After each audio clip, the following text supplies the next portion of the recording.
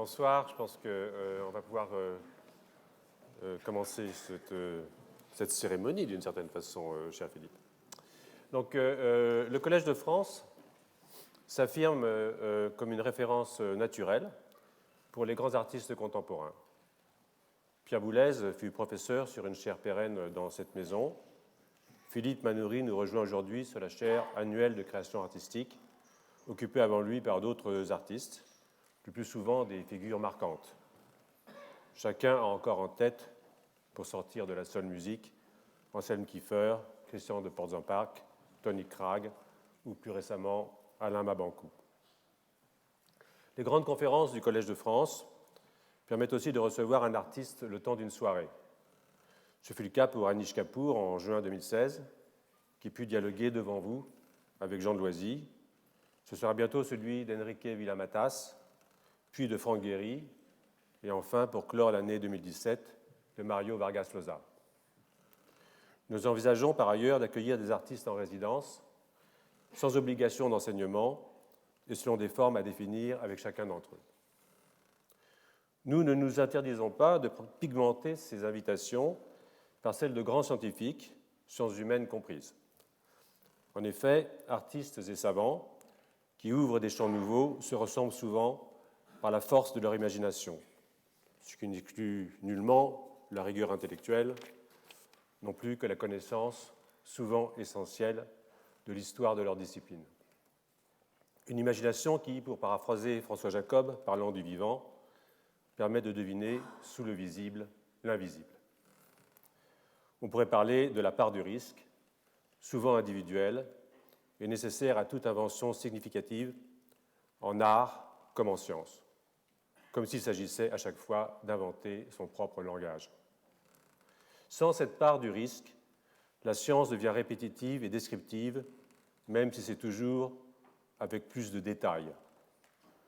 Sans celle, l'art reste décoratif, plaisant à l'origine, mais rapidement lassant.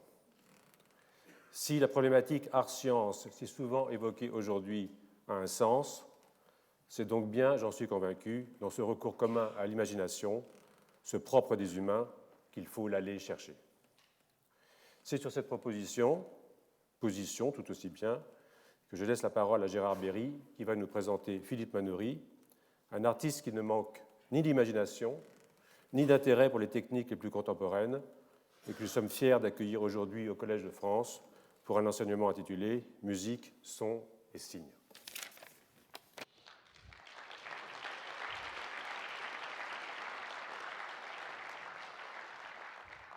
Merci Alain. Je suis particulièrement heureux de vous présenter Philippe Manoury, compositeur majeur du temps présent qui a écrit des œuvres magnifiques et jouées à travers le monde. Philippe est aussi un chercheur insatiable sur tous les aspects de la musique et de sa liaison avec la science, et en particulier avec le traitement du signal et l'informatique. La musique avait été introduite au Collège de France par Pierre Boulez, disparu il y a tout juste un an, avec des cours d'une richesse exceptionnelle. À la même époque, Boulez fondait l'IRCAM pour mettre en relation artistes et scientifiques, ce que cet institut continue à faire. Philippe Manoury agit dans le même sens. Il a beaucoup collaboré avec Pierre Boulez et collabore régulièrement avec de nombreux scientifiques, dont de nombreux sont dans la salle. La musique est un art assez différent des autres. D'abord, elle s'appuie sur notre sens le plus délicat et le plus fin, l'ouïe, sujet de la chaire de Christine Petit. Ensuite, elle est facilement accessible à tous en termes d'écoute et de pratique. Enfin, elle est immensément variée, allant des musiques dites primitives, fondées sur des lignes rythmiques et mélodiques fortes, à diverses sortes de musiques dites savantes, incontestablement plus intellectuelles, en passant par des musiques inventives variées comme le blues, le flamenco et bien d'autres. Parmi les musiques savantes, Philippe Manoury nous parlera de la version occidentale qu'on appelait autrefois la grande musique. Elle est fondée sur la mélodie, l'harmonie, la polyphonie. Mais il ne faut pas oublier d'autres musiques tout aussi savantes, comme la musique classique indienne, fondée, elle, sur la complexité de la mélodie et du rythme traité avec des micro-variations hallucinantes, ni le jazz, qui est depuis sa naissance un grand inventeur de formes nouvelles. Notre musique savante a vécu plusieurs époques successives, anciennes, de la Renaissance, baroque, classique, romantique et maintenant contemporaine. Ce terme est assez bizarre, car il est assez difficile de trouver une musique qui n'ait pas été contemporaine de son temps. Dans chacune de ces phases, les novateurs ont toujours eu une grande idée et un grand problème.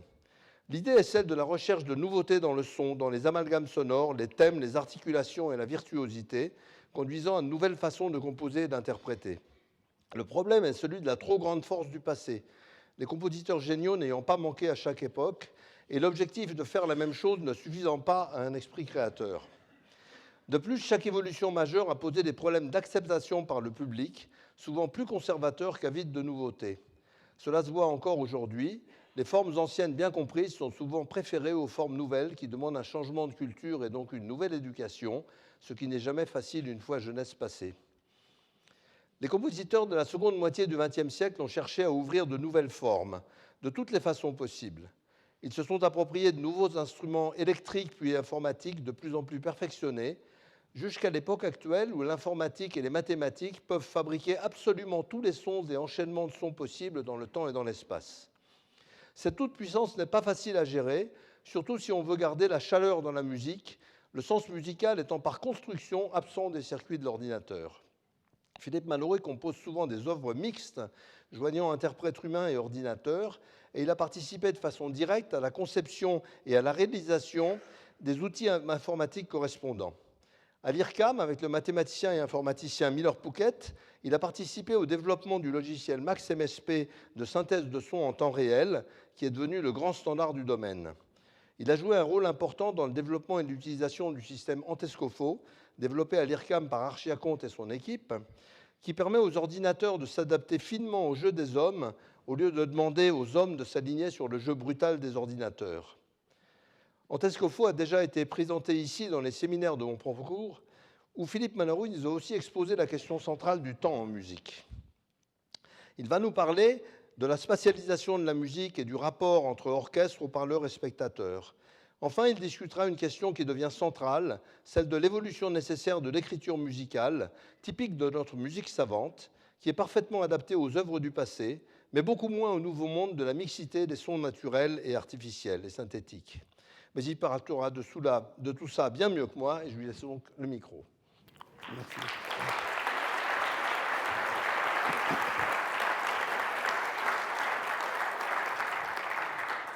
Merci beaucoup. Monsieur l'administrateur, mesdames et messieurs les professeurs, chers collègues, chers amis, que le Collège de France ait bien voulu me confier la chaire annuelle de création artistique est un grand honneur pour moi et à la fois une lourde tâche. Un honneur car, une nouvelle fois, la 4e en 12 ans, une discipline est ici distinguée qui, de nos jours, tend de plus en plus à être confinée au simple divertissement. Et c'est tout à votre honneur. Je vais néanmoins parler, en ce lieu, de la musique considérée comme un art. Au Moyen-Âge, on aurait dit aussi considérée comme une science. De la musique, donc, comme une forme artistique d'expression sonore, et j'ajouterai comme une réflexion sur la musique comme une forme spécifique de pensée, spéculative et sensible, sur le son, ainsi que comme un champ de recherche où se côtoient aujourd'hui les sciences et l'esthétique. Mais c'est aussi une tâche lourde, car je vais devoir m'exprimer sur un sujet qui ne se prête pas facilement au discours ni à l'explication. Le but que je me fixe pour cette série de cours est double. Comme c'est ici la tradition, je parlerai de mon travail actuel de compositeur. Mais je tenterai aussi de partager avec vous des connaissances sur ce qui constitue la réalité du champ de réflexion et d'action, des recherches et des pratiques, ainsi que des informations sur les principes et le matériau sonore à partir desquels les compositeurs élaborent aujourd'hui leurs œuvres. La musique est un monde en soi, un monde parallèle au monde réel. Elle n'a pas de référent dans la réalité. Cela ne signifie pas pour autant que la musique ne peut pas rejoindre le monde réel, ni qu'elle lui est indifférente. Cela signifie que les affects, les sensations, les émotions, les pensées qu'elle suscite sont provoquées par des formes qui lui sont foncièrement propres. Stravinsky proclamait que la musique est impuissante à exprimer quoi que ce soit. Je suis convaincu que c'est faux. Mais je suis tout autant convaincu que les réactions qu'elle provoque en nous ne relèvent pas tant de ce qu'elle est susceptible de nous évoquer que de ce qui la constitue intrinsèquement. La musique est faite de vibrations, vibrations qui nous font vibrer à notre tour en nous laissant des empreintes du passage de notre temps dans notre mémoire. Ces vibrations agissent sur nos sens comme aucun autre art ne saurait le faire. Il est courant que nous associons des affects, des émotions à l'écoute de la musique. Or, ceux-ci appartiennent souvent à des registres subjectifs très personnels de chacun. Il m'est donc difficile de dire ce qu'exprime telle ou telle œuvre musicale. En revanche, je sais que ce qu'elle véhicule ne peut l'être ni par les arts plastiques, ni par le cinéma ou la vidéo, ni par la danse, par les mathématiques, la philosophie, la poésie, le roman, le théâtre, ni non plus par les sciences. Ces multiples vibrations de la musique ne sont qu'une infime partie de toutes celles que nous percevons du monde sonore, mais aussi minuscule cette partie soit, elle est remarquable en ce qu'elle se constitue en formes organisées qui se détachent du chaos et finissent par acquérir un sens. Ce sens musical que je vais tenter de définir tout à l'heure, n'est pas de nature proprement sémantique ou logique, comme dans le langage verbal. C'est une contexture particulière qui met en éveil tout notre être sensitif et intellectuel.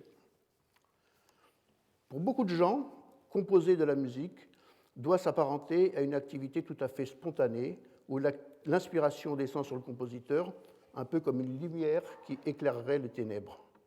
Une mélodie nous vient en tête et nous n'avons plus qu'à la coucher sur du papier à musique. Ce n'est pas entièrement faux, mais c'est quand même assez loin de la vérité et de la réalité. Il n'est pas aisé d'expliquer d'où vient une idée musicale. Parfois, cette idée vient de la musique elle-même. Telle écoute d'une autre musique, telle sonorité entendue ici ou là, tel rythme obsédant peut suffire à déclencher une idée musicale. Parfois, ce sera une impulsion reçue d'un autre art, visuel, littéraire, théâtral ou cinématographique, qui fera naître une idée musicale. Mais ce rôle de catalyseur peut tout aussi bien incomber à un phénomène naturel ou encore à une pensée philosophique, voire abstraite, mathématique ou scientifique. Comme il y a des idées mathématiques qui ne peuvent pas s'exprimer sans les équations, il y a aussi des idées musicales qu'on aura du mal à dire avec les mots. Mais les idées musicales peuvent aussi nous arriver par la pratique même de la composition, dans laquelle l'idée invite au travail qui, à son tour, engendre l'idée. Ce qui est certain, c'est que l'imaginaire musical n'est pas uniquement peuplé de sons. Le visuel, et je veux par là nommer l'écrit, tient une place incontournable dans le processus de création musicale. Je vais y revenir. De la même façon qu'il est difficile d'expliquer comment naissent les idées musicales, il est tout aussi difficile de tracer les frontières de ce qui constitue ce que nous appelons la musique. Où commence la musique et où finit-elle? Ces questions sont objectivement insolubles et pourtant elles ne cessent de hanter les esprits depuis des siècles. Si dans notre cerveau, une relation particulière se crée entre deux sons, fussent-ils des bruits, alors nous sommes peut-être au seuil de la musique. En 1843, Berlioz apportait déjà une réponse à cette question en écrivant prophétiquement « Tout corps sonore mis en œuvre par un compositeur est un instrument de musique ». Je peux le paraphraser en disant « Composer, c'est insuffler du sens au sonore ». Un assemblage de sons, voire une succession de deux sons, à la limite même un seul son, peut prendre un sens à partir du moment où il mobilise mes facultés d'imagination. Cette forme sonore, je tiens à y insister, n'a pas besoin d'être une mélodie qui me trotte dans la tête, mais peut être beaucoup moins profilée. Il se peut qu'elle n'appartienne même pas à l'univers de la musique. On raconte qu'un des motifs de Nuages, le premier des 3 nocturnes pour orchestre de Claude Debussy, a été suggéré au compositeur par le grincement d'une roue qu'il avait entendue dans la rue.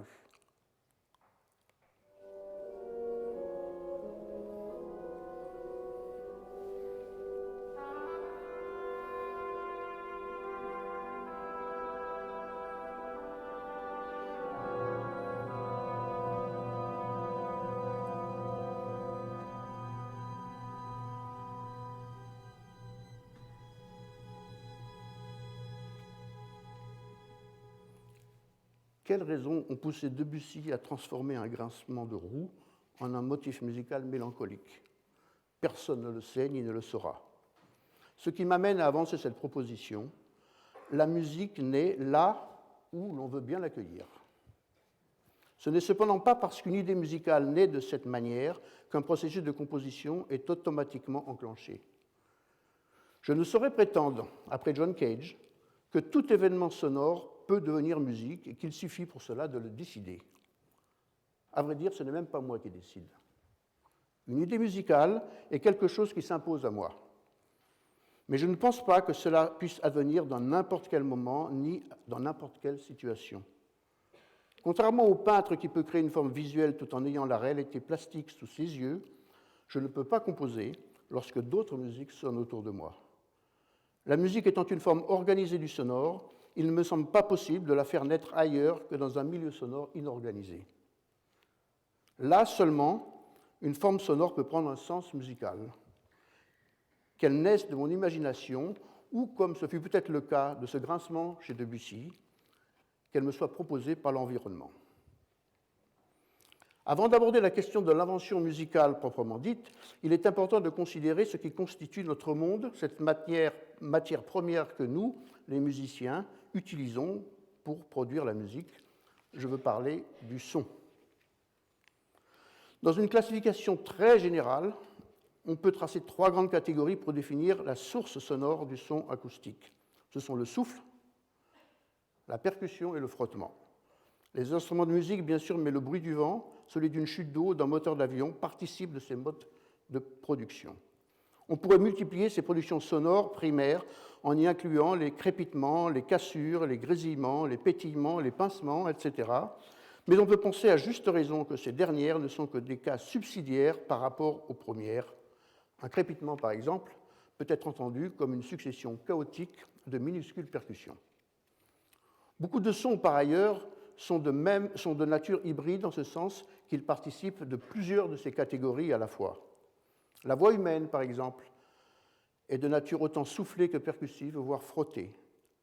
La tradition de musique instrumentale des siècles passés en Occident concevait les sons un peu comme on imaginait autrefois les atomes, c'est-à-dire comme des entités insécables qui s'agglutinent les unes aux autres pour former des constructions à plus grande échelle. Certes, on sait depuis très longtemps que le son n'est pas une entité insécable, mais au contraire un objet composite fait d'harmoniques, de phénomènes bruités que l'on peut théoriquement décomposer en une somme de sons purs. Mais comme ce fut le cas pour les physiciens, il fallait aux musiciens des outils adéquats pour accéder à la structure interne des sons. Cela fut rendu possible grâce à la maîtrise de ce que l'on peut considérer comme la 4e grande catégorie de production sonore, qui est l'électricité, et qui allait très vite être sous le contrôle de l'informatique. C'est grâce à elle qu'il a été possible d'inventer des sons ne relevant d'aucune des 3 catégories citées plus haut, ainsi que d'entrer, surtout depuis l'arrivée de l'informatique, dans leur structure interne. Si l'on trouve dès la fin du XVIIIe siècle des tentatives de fabrication d'instruments basés sur l'électricité, ce n'est qu'au début du XXe, après l'invention du haut-parleur, que cette pratique se développe, et surtout dans sa seconde moitié que les compositeurs s'en emparent. Le développement de l'informatique dans les années 80 a, de ce fait, considérablement accéléré non seulement le développement de la musique électronique, mais aussi celui de la musique tout court.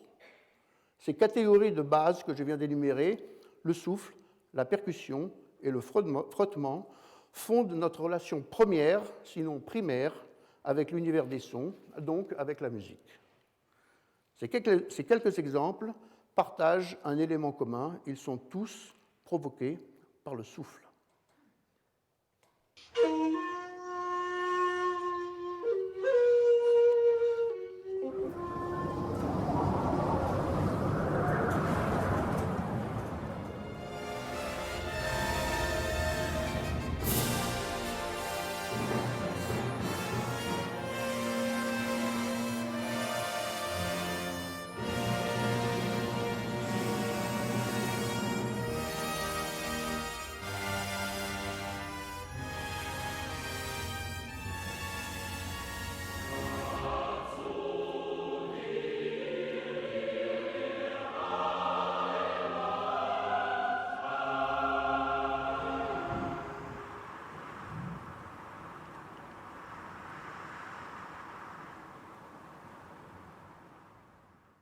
Les sons qui vont suivre renvoient, eux, à l'élément percussif.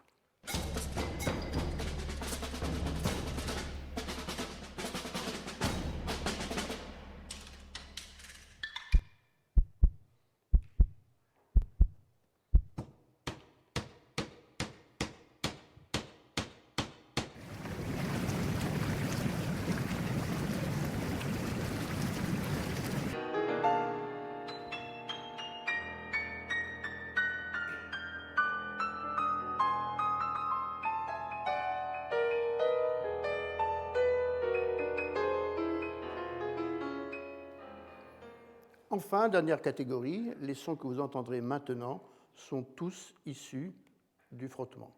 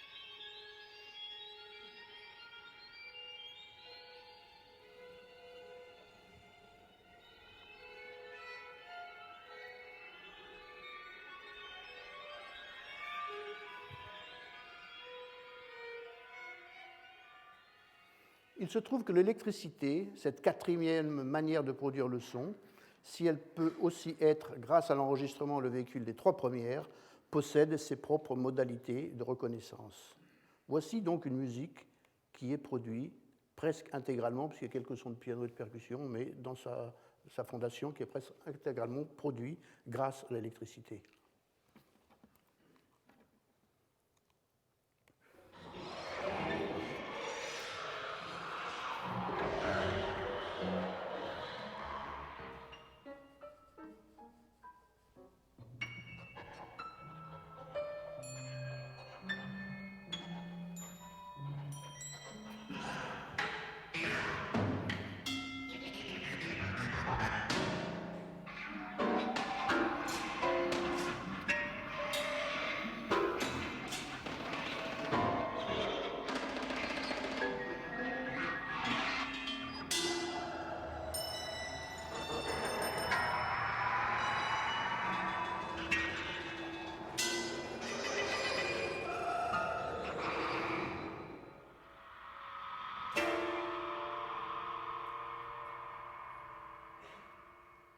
C'est aussi grâce à l'électricité, d'ailleurs, que j'ai pu convoquer dans cet amphithéâtre une tempête, un cœur qui bat, une flûte japonaise, un moteur de voiture et même un quatuor de Beethoven. C'est l'électricité qui peut aussi nous permettre de réentendre la musique à l'infini. Nous ne l'entendons pas, nous ne l'écoutons plus aujourd'hui comme nos aïeux l'écoutaient, il y a encore un siècle. Cette relation primitive avec les sons, qui fait qu'on subodore les conditions qui leur ont donné naissance, est notre principale source de contact avec la musique, avec toute musique. Certains sons sont chargés d'histoire, et les histoires que je viens d'évoquer à leur propos sont en quelque sorte les récits de leur naissance. Mais les sons ont aussi une vie secrète, cachée, une nature intrinsèque qui peut se manifester fortement. La réalité des sons façonne notre imaginaire, celui d'être écoutant que nous sommes, ou que nous devrions être. J'avais d'abord isolé une trinité sonore, souffle, percussion et frottement dans les modes de production. Me voici amené, mais sachez que rien en moi ne saurait se réclamer de quelque trinité que ce soit, à en isoler une autre, celle qui réside dans la constitution physique des sons, car ceux-ci possèdent des propriétés harmoniques, inharmoniques et bruitées. Les sons harmoniques sont dotés d'une qualité qui, bien que faisant actuellement débat dans le milieu de la création musicale, a été le fer de lance de ce que l'on pensait être l'essence même de la musique. Cette qualité, c'est la hauteur. On sait parfaitement que la nature harmonique d'un son, c'est-à-dire sa constitution en fréquences qui s'alignent sur une suite géométrique de nombres entiers, a fortement tendance à faire fusionner ces fréquences sur une hauteur fondamentale. Voici d'abord la série de fréquences déroulées successivement.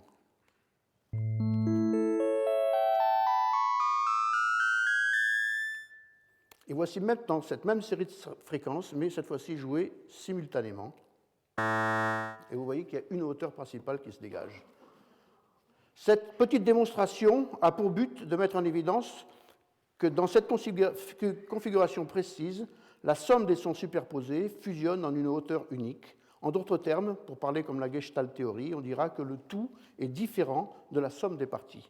Cette fusion d'un ensemble de fréquences dans une hauteur unique est à la base de toute reconnaissance de hauteur et fait par exemple que vous pouvez reconnaître une mélodie ou identifier les voyelles de votre propre voix. Les sons inharmoniques, eux, sont proches des précédents, mais de structures plus complexes.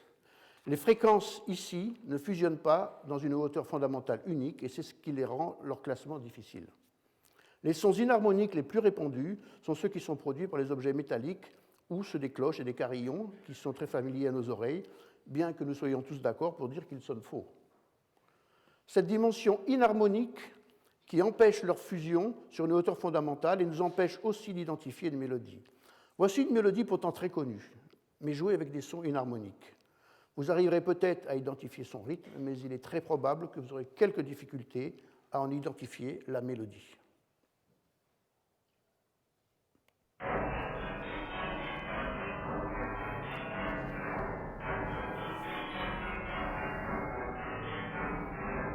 Il me suffit maintenant de régler mon synthétiseur de manière à ce qu'il me propose des sons harmoniques, donc qui fusionnent, et vous reconnaîtrez sans peine la mélodie en question.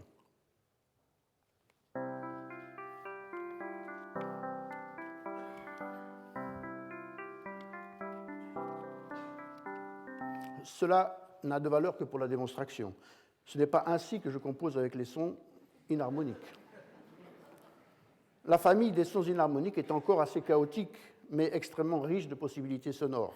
On peut ainsi créer des musiques dans lesquelles les hauteurs disparaissent au profit de textures complexes, voire souvent ambiguës.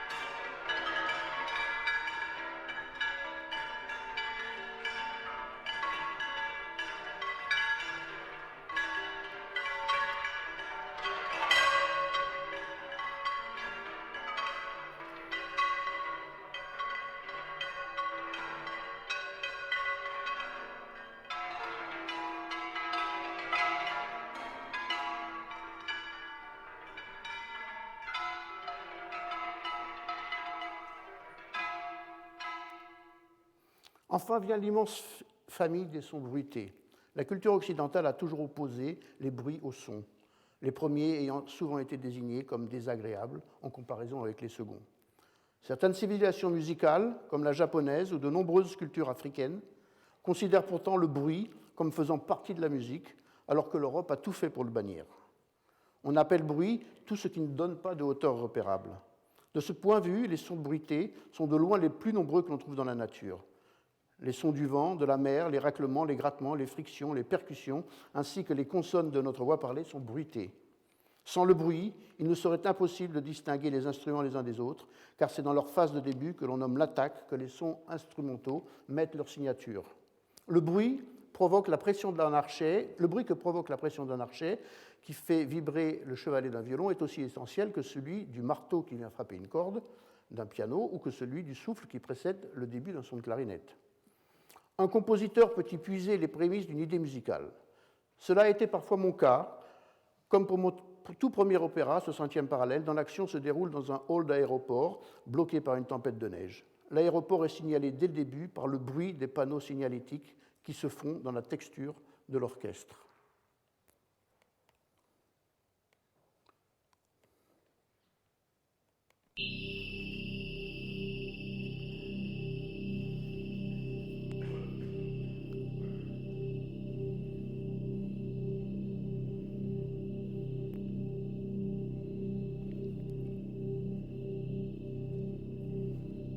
Due to exceptional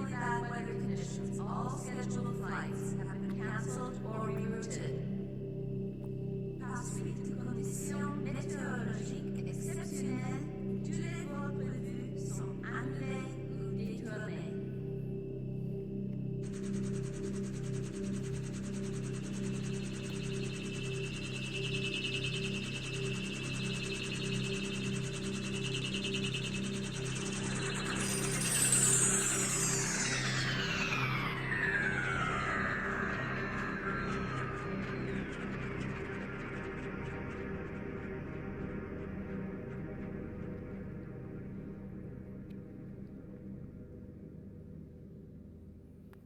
Une situation similaire s'est produite avec le bruit d'un appareil de photo dans mon cycle En écho pour soprano et électronique.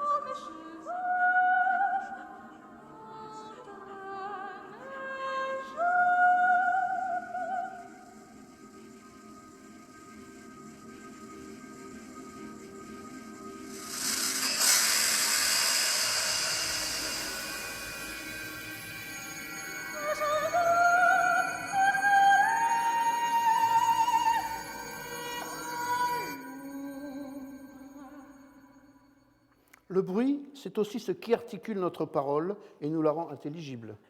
Les sons de la voix parlée se répartissent nettement entre phénomènes bruités et voisés, que l'on appelle plus communément les consonnes et les voyelles. Ces deux catégories sont responsables de deux aspects fondamentaux dont la voix est dotée, l'aspect sémantique et son attribut expressif. Le bruit, c'est-à-dire l'émission des seules consonnes, est amplement suffisant pour transmettre un contenu sémantique. Le chuchotement en est l'exemple type. Mais pour transmettre une expression, une intention, voire une émotion, nous avons besoin de la hauteur. Vous pouvez ainsi écouter cette phrase chuchotée. Chaque fois que je pense à l'essentiel, je crois l'entrevoir dans le silence ou l'explosion, dans la stupeur ou le cri, jamais dans la parole. Vous n'avez eu aucune difficulté à en saisir le sens. Je vais maintenant vous la faire entendre, cette phrase, avec l'appareil à hauteur, c'est-à-dire avec les cordes vocales de la locutrice, qui donnent une orientation et un sens précis. Chaque fois que je pense à l'essentiel, je crois l'entrevoir dans le silence ou l'explosion, dans la stupeur ou le cri, jamais dans la parole. Bon, rien de bien nouveau jusqu'ici. Mais maintenant, je vais vous faire écouter cette petite mélodie.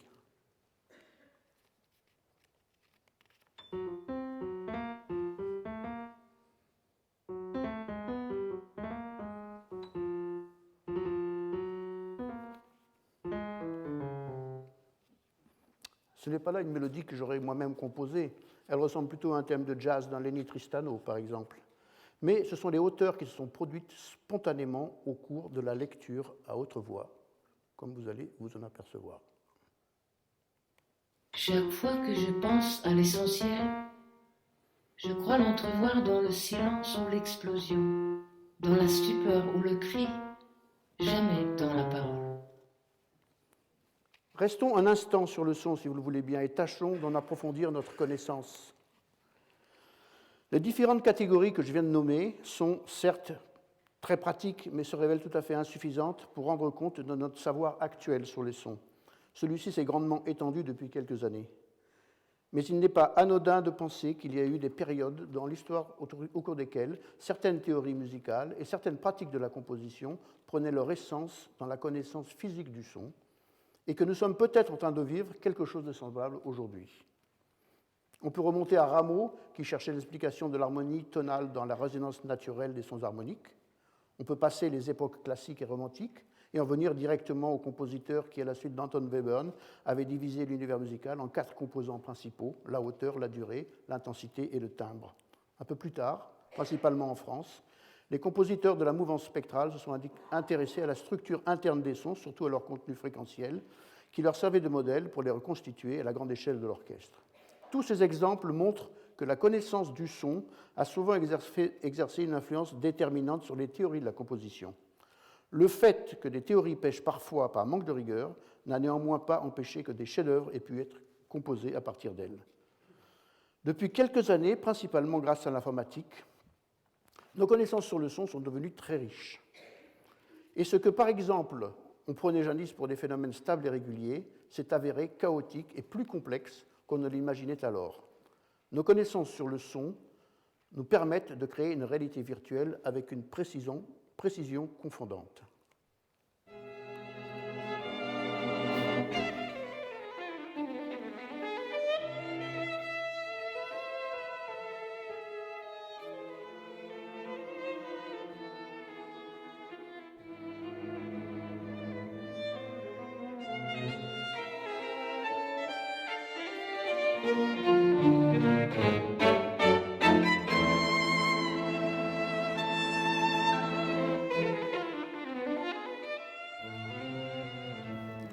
Je ne saurais pas vous donner le nom des interprètes de cet extrait du quatuor en la mineur de Beethoven, pour la bonne raison qu'il n'y en a pas. Il s'agit en effet d'une reconstitution en synthèse pure, effectuée par le programme Sinful d'Eric Lindemann, qui est un chercheur américain avec lequel j'ai longtemps collaboré à l'IRCAM. Il nous faut aujourd'hui un très grand nombre de paramètres pour décrire les sons, dont voici quelques exemples. Ici, vous avez par exemple une des premières représentations qui a été faite par Stockhausen dans son étude électronique de 1954. Ici, vous avez aussi un graphique qui représente la partition de Ligeti Articulation, qui est pour bande magnétique. Et ici, une représentation numérique. Et ici, plus récemment, par le programme Montescofo, dont a parlé Gérard Berry, un extrait d'une représentation effectuée par Julia Blondeau, vous voyez, d'une très grande complexité. Et enfin, une représentation dynamique du spectre. Chaque fois que je pense à l'essentiel, je crois l'entrevoir dans le silence ou l'explosion, dans la stupeur ou le cri, jamais dans la parole. Cette grande richesse de représentation peut cependant poser un problème. Comment manipuler toute cette complexité? Pour bien saisir ce problème, il me faut faire un petit retour au fondement même de l'écriture musicale. Certaines civilisations, comme celle de l'Inde ou de l'Afrique ou de l'Indonésie, ont développé une maîtrise du temps musical, du rythme, qui dépasse en finesse et en complexité ce que nous savions faire en Occident. Le principal apport de l'Occident à la musique réside dans l'invention d'une écriture symbolique extrêmement sophistiquée. La plupart des formes que nous connaissons de la tradition occidentale, du Moyen Âge jusqu'à aujourd'hui, n'ont pu exister que grâce à cette possibilité de l'écriture. Comme toute écriture, l'écriture musicale est symbolique car elle ne représente pas le son dans sa totalité, mais en figure seulement certains composants, principalement ceux que le compositeur va manipuler et sur lesquels l'interprète va agir. Dans la tradition classique, ce sont essentiellement la hauteur, la durée et la dynamique. Mais comme on l'a vu, le son est un objet beaucoup plus complexe, possédant plusieurs dimensions, et s'il fallait en représenter tous ces aspects, on en arriverait vite au paradoxe énoncé par Borges dans l'une de ses brèves paraboles intitulée « De la rigueur dans la science ». Voici ce paradoxe. Pour être idéale, une carte géographique se doit d'avoir les mêmes dimensions que le territoire qu'elle est censée représenter. Or, elle n'est plus utilisable en tant que carte. Si l'on considère ce type de paradoxe sous l'angle de la musique, on peut dire que plus les systèmes de représentation s'approchent de la réalité physique des sons, plus nos chances de les manipuler, de manipuler ces derniers, en d'autres termes de composer, s'amenuisent.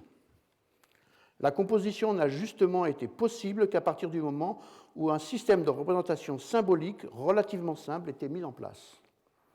Si ce système d'écriture avait représenté le son dans toute sa complexité physique, il aurait été impossible d'engendrer les impressionnantes constructions formelles qui se sont multipliées au cours des âges, la polyphonie, l'harmonie, les transpositions, les renversements, rétrogradations, augmentations, diminutions et autres développements. Tout cela n'aurait jamais pu être réalisé sans le support visuel. Cela peut paraître étrange pour qui n'est pas familier avec cette pratique de la composition, mais l'écrit est l'objet central de l'invention musicale, de sa mémorisation, de sa transmission, de son développement, comme de son renouvellement. L'acte même de composer présuppose une représentation mentale de l'écrit. Ainsi, si vous me demandez de quelle manière me vient une idée musicale lorsque je compose, je vous répondrai que c'est très souvent sous la forme de sa représentation graphique. Le son et sa représentation sont devenus, pour ainsi dire, indissociables l'un de l'autre. Et c'est fréquemment de la représentation que l'idée initiale que je vais tirer des principes me permettront de le développer et de l'enrichir. De nos jours, de plus en plus de compositeurs utilisent les sons électroniques et se trouvent confrontés à une situation tout à fait nouvelle par le fait qu'il n'existe pas encore de mode d'écriture développé pour ce genre de musique. De ce point de vue, force est de constater que nous en sommes à peine au niveau des Mésopotamiens lorsqu'ils inventaient, 4 millénaires avant notre ère, les premières écritures sur leurs tablettes d'argile.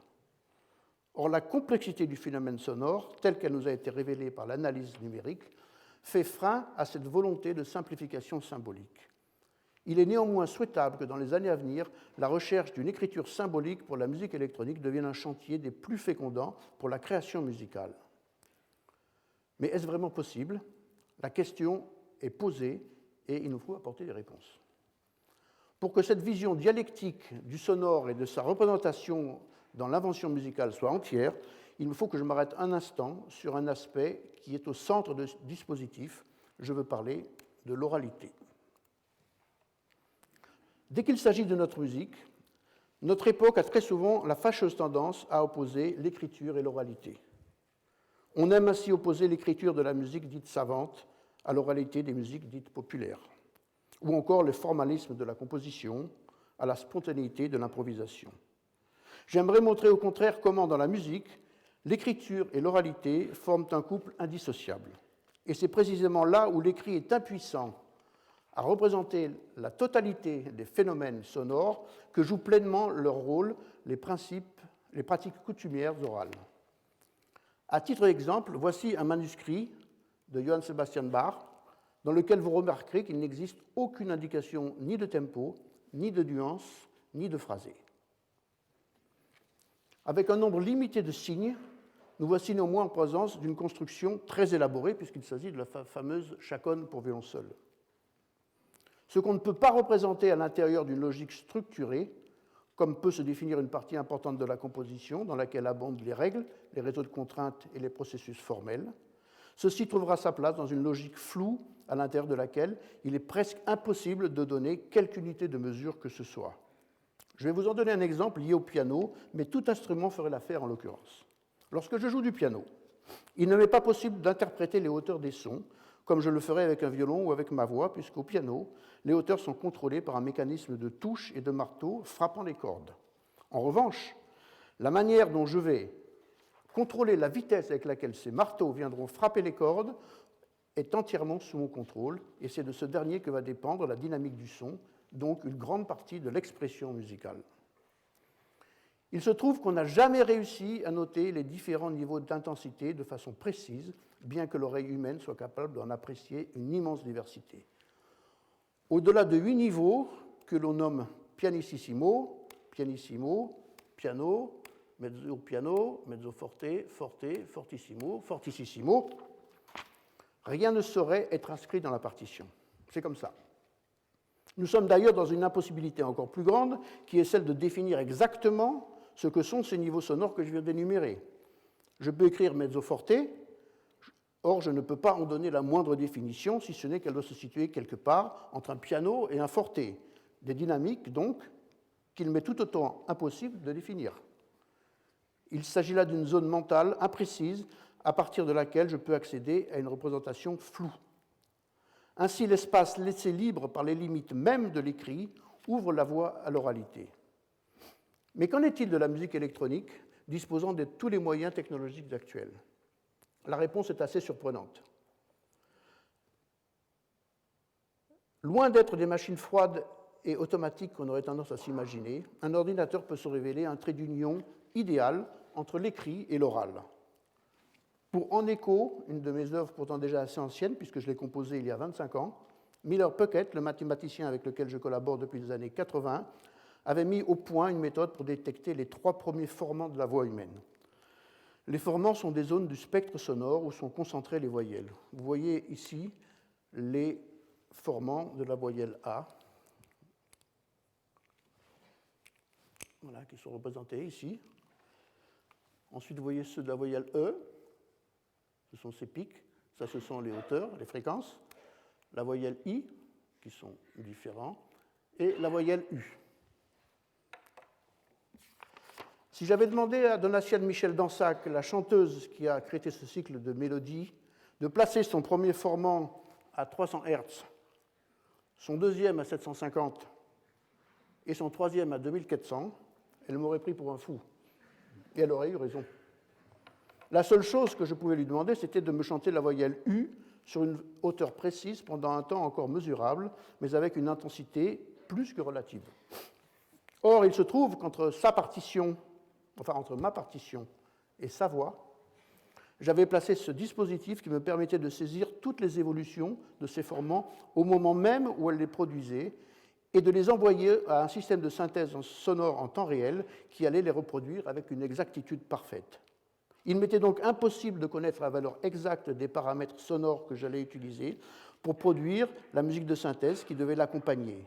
Et qui plus est, je savais pertinemment que ces valeurs allaient varier d'une interprétation à l'autre. Voici un exemple de ce procédé dans lequel toute la musique de synthèse est entièrement déduite de l'analyse des formants de la voix effectuée par la chanteuse.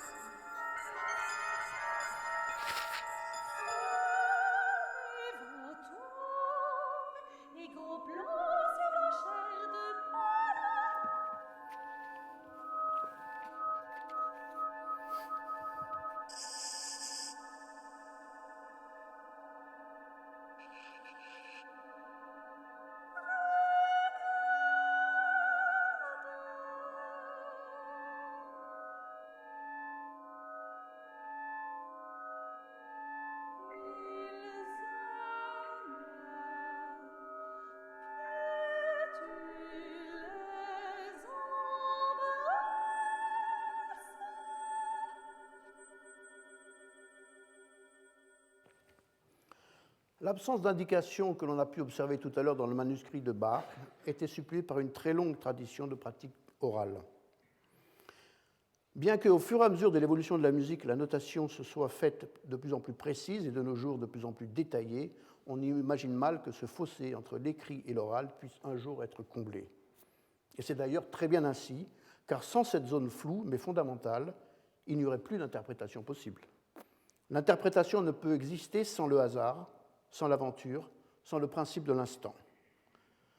Les technologies du temps réel se révèlent ici d'un apport inestimable pour saisir ce moment crucial où la musique naît dans l'instant, duquel surgit ce qui est à venir.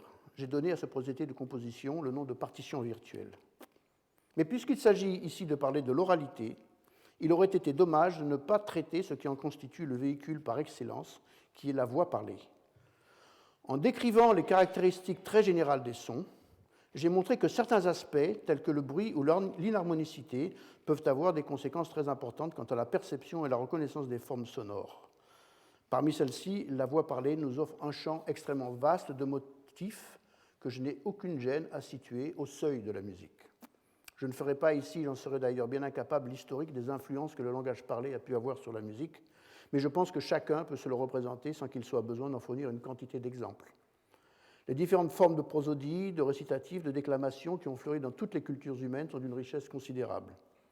Le début du XXe siècle a connu en Europe 3 compositeurs de premier plan pour lesquels le langage parlé était un tremplin puissant pour créer de nouvelles formes d'expression musicale. Claude Debussy, Leoš Janáček et Arnold Schoenberg. Dans la seconde partie de ce XXe siècle, Luciano Berio ou Georges Apergis, entre autres, ont continué d'explorer ces chemins. Il est rare qu'à l'écoute d'une voix parlée, on se sente en présence d'une forme musicale. Et pourtant, il n'y a pas de rupture franche entre une voix parlée et une voix chantée. Ce n'est qu'une question de régime temporel, car la voix parlée est en réalité une voix chantée chaotique. Si rupture il y a, c'est entre la nature bruitée et voisée du langage parlé, quoique l'étude précise de ces catégories nous montre souvent une superposition des deux états au même instant dans les transitions. Cette opposition acoustique conditionne fortement celle du sémantique et de l'expressif. Le bruit, comme on l'a vu, était tout à fait suffisant pour transmettre le sens des mots. Historiquement, on retrouve cette dichotomie dans la succession de récitatifs et des arias, des oratorios et des opéras classiques. Il m'a toujours semblé difficile de tenir ces deux éléments à un même niveau de présence et d'intensité dans le même instant. Fort heureusement, le langage musical si riche et passionnel de Richard Wagner obscurcit le sens des mots que s'échangent Tristan et Isolde lorsqu'ils se retrouvent au second acte de l'opéra éponyme.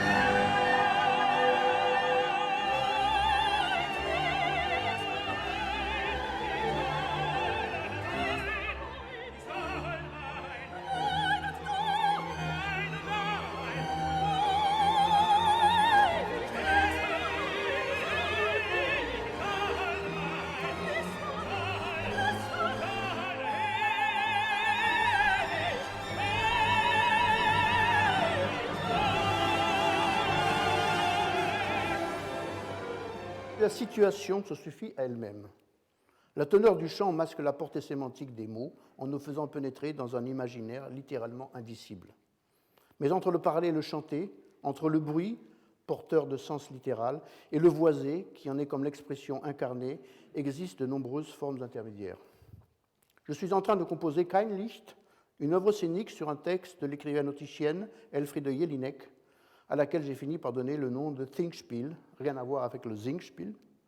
Cette nouvelle forme d'alliage entre théâtre et musique, mêlant acteurs, chanteurs, instrumentistes et musique électronique, pose exactement ce problème. Qu'est-ce qui doit être dit, parlé, et qu'est-ce qui doit être chanté? Et surtout, quelle mélodie peut-on entendre derrière la voix parlée? Comment saisir les inflexions vocales spontanées d'un acteur et lui insuffler une dimension musicale? Il ne s'agira là, bien sûr, pas de demander à une actrice de placer ses voyelles sur des hauteurs précises, ça c'est le propre des chanteuses, mais de saisir la forme de son inflexion vocale, en d'autres termes, de conserver la forme véridique de l'expression qu'elle voudra ou pourra donner au moment précis où elle va l'annoncer.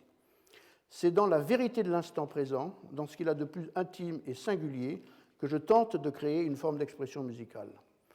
Voici une phrase parlée dans laquelle chacune des voyelles formant les inflexions vocales a été transposée et stabilisée sur une hauteur précise.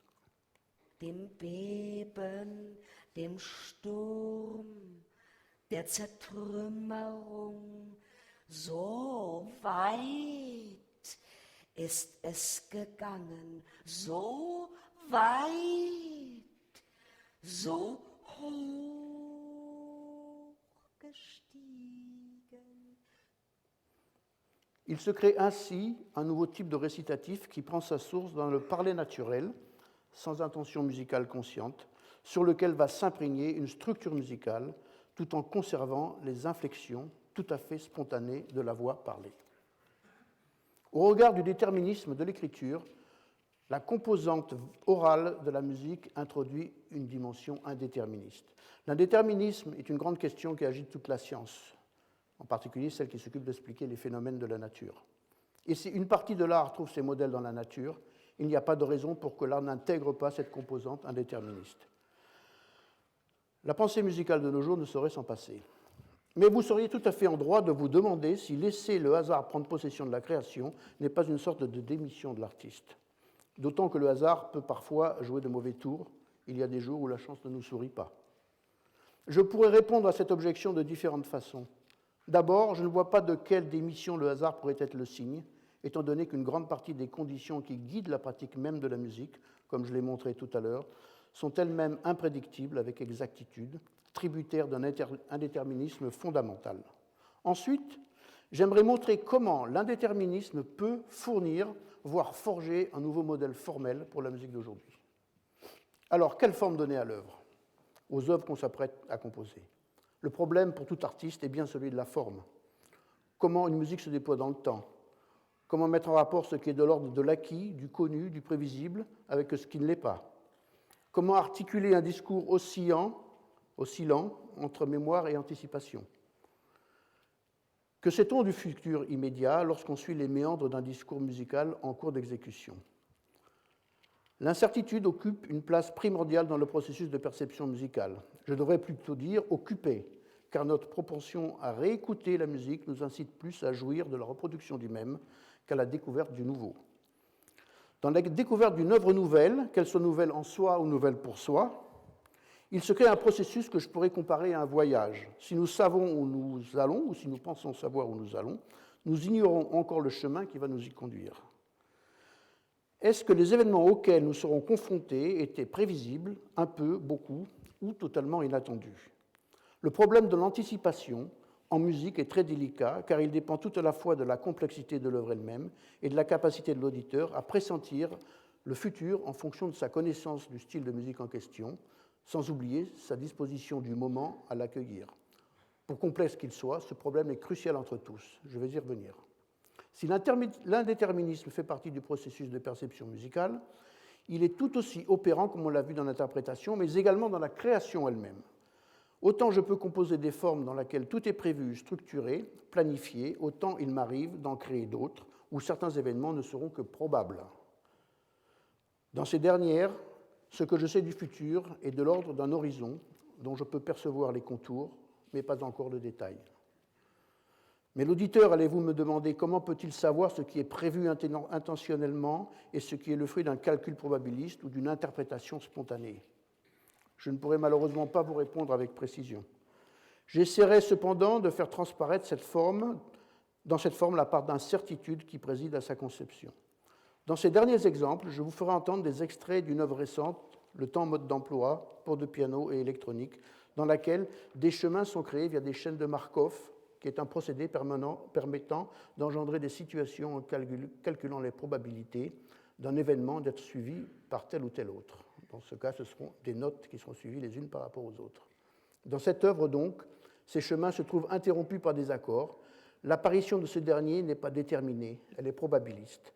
Il se peut que pendant le concert, certains de ces accords apparaissent ou pas.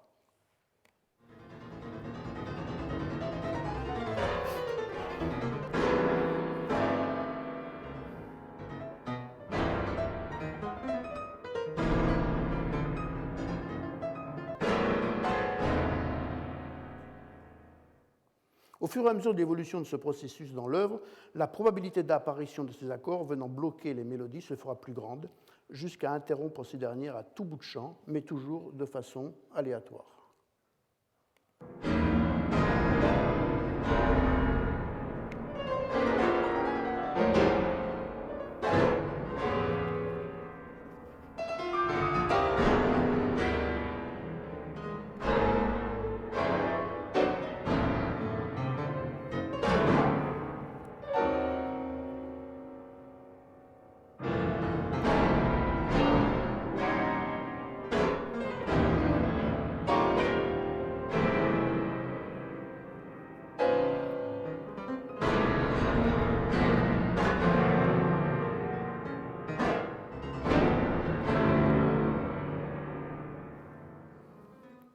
Il se trouve que les deux pianistes, ici le duo Grau-Schumacher, doivent jouer une partition écrite avec un contrepoint électronique dont ils ignorent tout du comportement à venir.